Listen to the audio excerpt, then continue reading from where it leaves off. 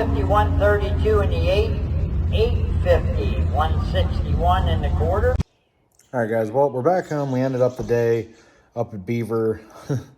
Not where I wanted to leave it on. I mean, the bike was running great. The fuel issue was figured out, which I'm glad that we got that figured out. I'm glad that I didn't hurt the motor by having more leaning out issues. So our fuel problem fixed.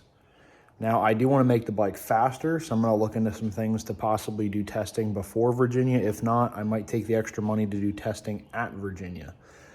But I want to see if I can get this bike a little bit faster. Still running about a 142 60 foot, but finished off the day running that pass where my brakes went out was a 850 at 161. Great pass. I mean, for me, it's consistent. So the last time we were at Beaver, we went 849. This time we went 850. So the bike's pretty consistent at that very mid-8 mark, which I'm happy with for this so far this year.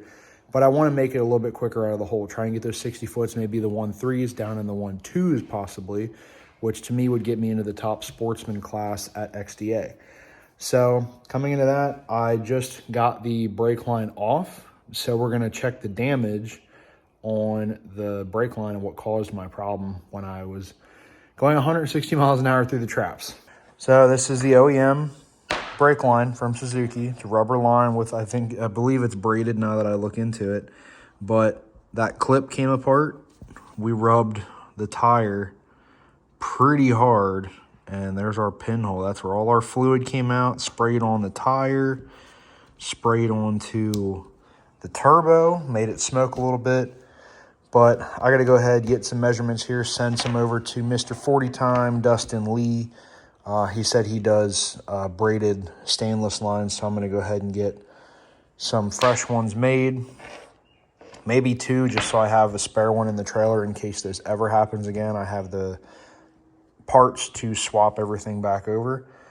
But, yeah, that was our problem. That cost us our brakes at 160 mile an hour, which, thank God, I already got a hold of the brakes and got most of the speed off when this blew. But that rear brake got a lot of heat. So rear brake, well, you guys can see. Let me show you this. So because Beaver has a smaller shutdown than XDA, you can see the individual heat spots. This rotor is getting some serious heat. And then the pads. I mean, these pads, I think what I'm going to do is try to find, as far as I know, this is just an OEM Gen 1 busa rotor. Going to try and find a brand new rotor.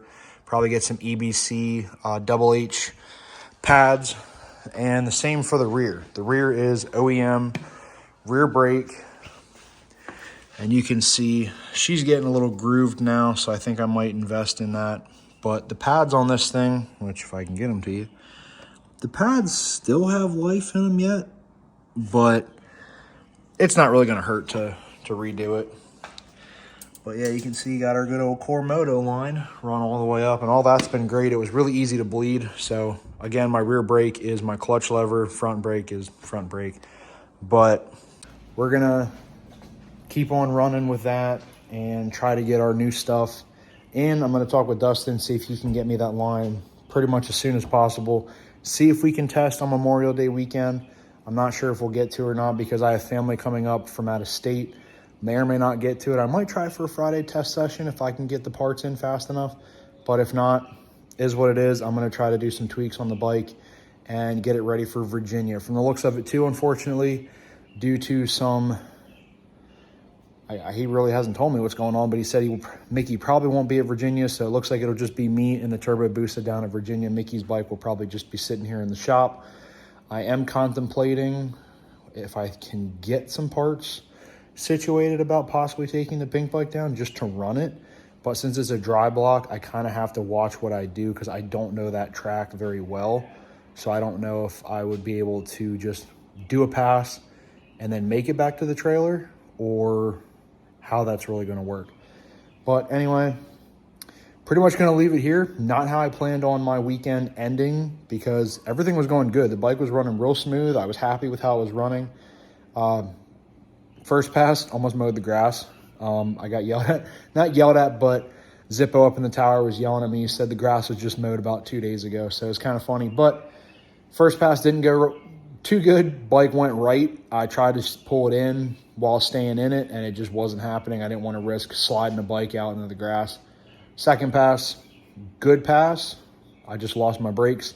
I would have probably pushed through the day, but I didn't want to, one, depend on the rear brakes all day because I already know that they get a lot of heat because the shutdown isn't very big up at Beaver, and with the slider clutch, you depend on the brakes. Once that clutch disengages, you have no braking from the transmission like I'm used to, because I used to just brake and rev match and just go down through the gears. I can't do that with the slider. I have to depend on the brakes once I go through the stripe.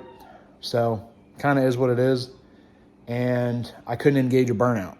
So it wasn't really worth pushing my luck with forcing passes out of the bike. So play it safe. I'll get brakes and I'll be good for the next time. But anyway, guys, hope you liked the video. If you did, give it a thumbs up. Anything more about the channel, more about the bikes, drop those comments down below, as well as check out the companies down below for all the parts and stuff that I run on the bikes and stuff that I use here at the shop. So I will catch you guys in the next one. Hit that subscribe button with the little bell next to it for notifications, and I will see you in the next upload. Remember, ride safe, ride smart, always wear a helmet. See you.